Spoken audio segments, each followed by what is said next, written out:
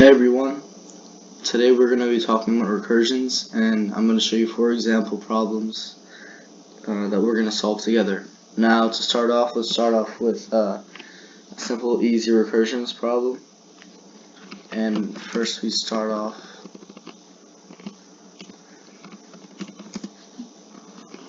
with public static int, and let's call this getNum. The parameters, of course, we need an integer for parameters. Now, first off, we need a base case, and the base case will be num is equal. If num is equal to 1, it will return 1. And we do this so it doesn't go into infinity, it doesn't go into oblivion. Else, we return num plus getNum,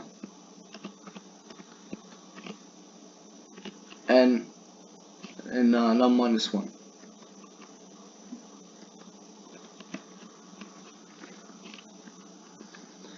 Now what this is going to do is it's going to be a recursion method where if you call a number, it's going to add all the numbers up and you'll get a sum. So which is what we'll do here. We'll call a number, and let's call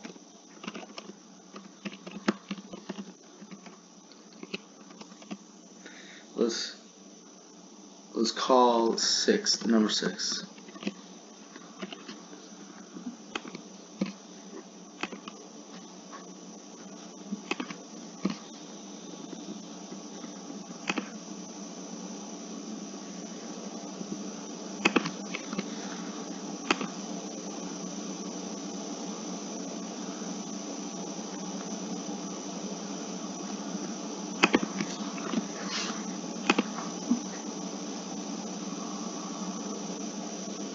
And as you can see, when we call the number 6, we get, after many errors, we get 21. And that's because what happened was it started off with 6, 5, 4, 3, 2, 1. And then from the bottom, it goes back up. So it's 2 plus 1, and then 3 plus sum of 2 plus 1, which is 3 plus 3. That's 6, 4 plus 6, and then it becomes 5 plus 10, and then it becomes 6 plus 15, and until we get 21. So that is the first example.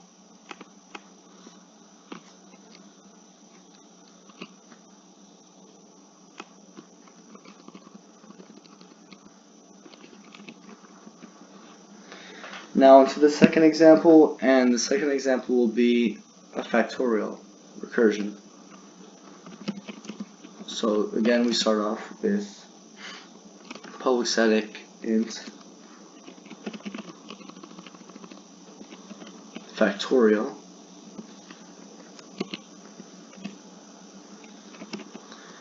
parameters, of course, integer. Now our base case will be if n is equal to 1, we return 1.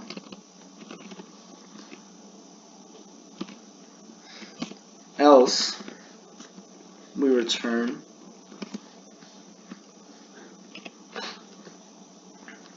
n times factorial n minus 1. And this is because a factorial is, for example, factorial 5 is equal to 5 times 4 times 3 times 2 times 1. So by doing this, we're essentially doing the same operation, but of course in the form of a recursion. Now let's call a number, let's call number 5. and we should get 120.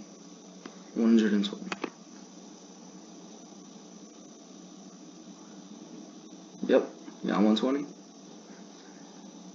And this would be the recursion for a factorial.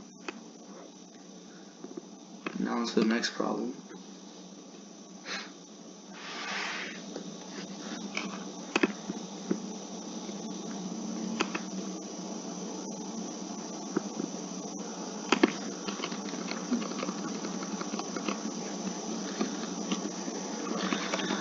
For the next problem, we're going to print the numbers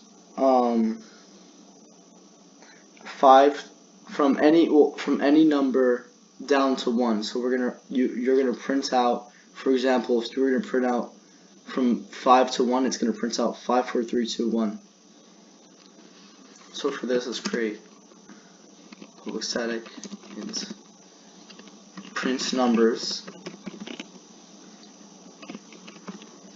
int num.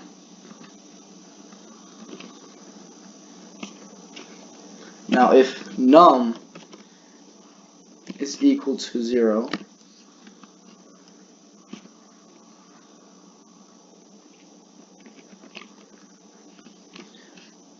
return, else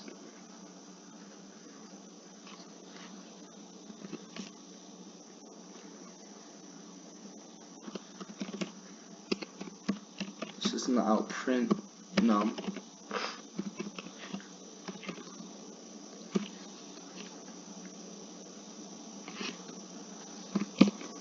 And let's return print numbers num minus 1.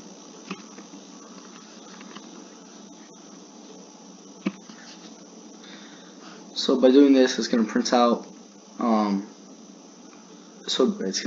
for example, 5, 4, 3, 2, 1 if we pick 5. And so let's pick 5 and see what it does.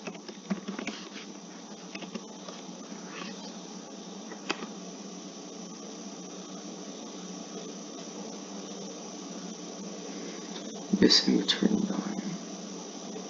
Oh. Return 0. See, it prints out 5, 4, 3, 2, 1, 0. Now let's do 7.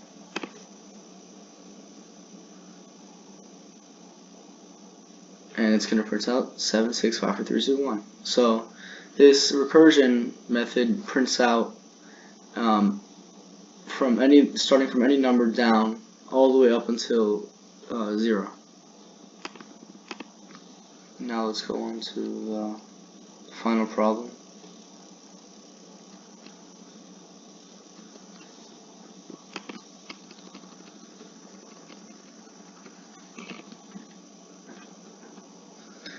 Now for the final problem, what we're going to do is a Fibonacci sequence, a recursive method for Fibonacci sequence. And let's start off with public static int, let's call it Fibonacci.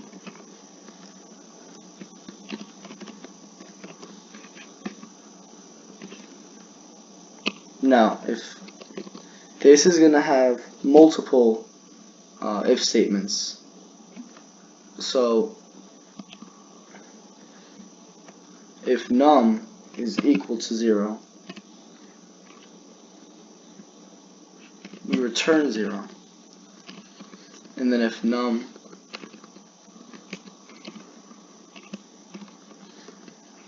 is equal to 1,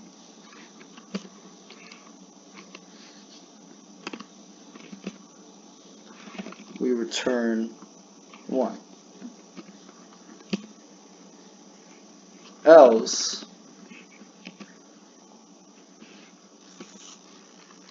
we return Fibonacci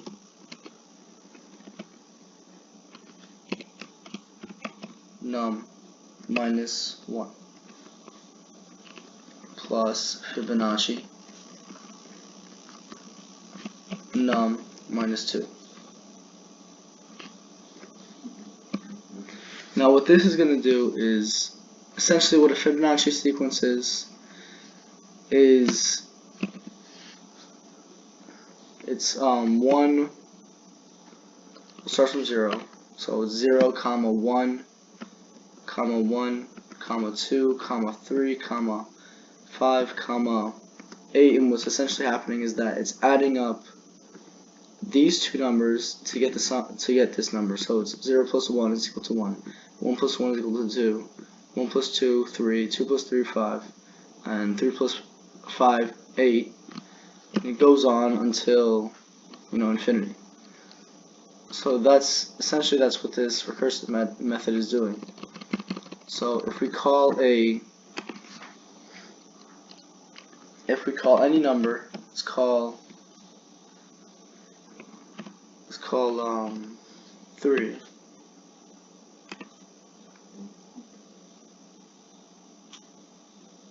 It's going to give us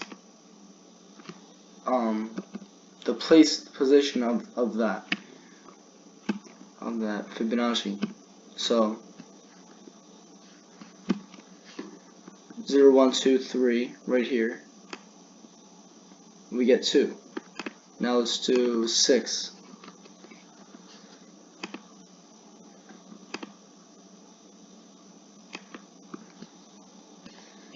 Now it's 0, 1, 2, 3, 4, 5, 6, and at the 6th position you get 8. Now let's just put in, 7, and of course add these.